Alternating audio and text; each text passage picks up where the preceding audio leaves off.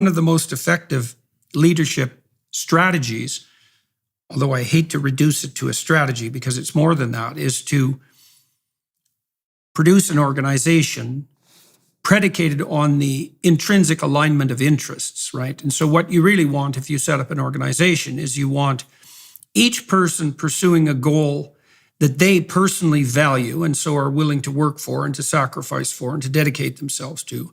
And then you want each of those goals to be serving a superordinate goal that unites and moves the entire team ahead.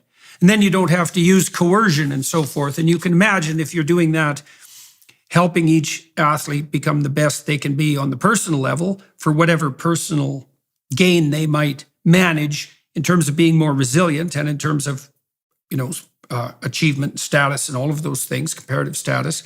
You're also doing the same thing for the team. And you can see you can understand without much effort how useful that would be in executive management, for example. Like I worked with a number of extraordinarily good managers in the business realm, especially on the legal front, and then also in academia. And the really great managers, they had a very light touch.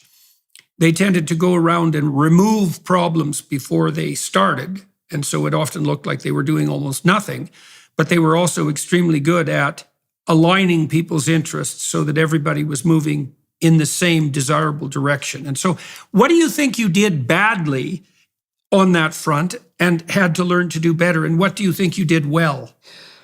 I think the things I did well were the things I mentioned. It's especially as a woman, it's difficult to hold each other accountable.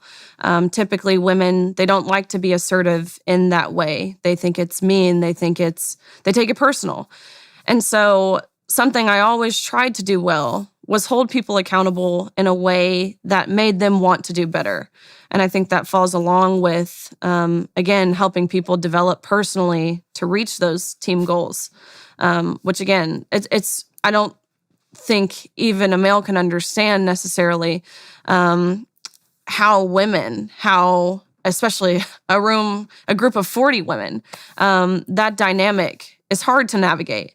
And so holding people accountable, I think it's crucial. And I feel as if I did that relatively well.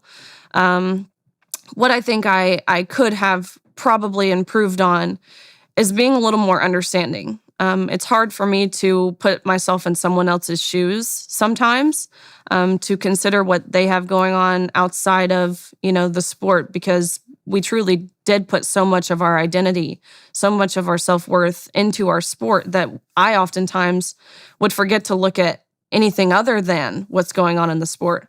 If someone was having a bad practice, it was very quick for me to get snippy at them without remotely thinking about other factors that could contribute to the bad practice, whether that be sleep, diet, school.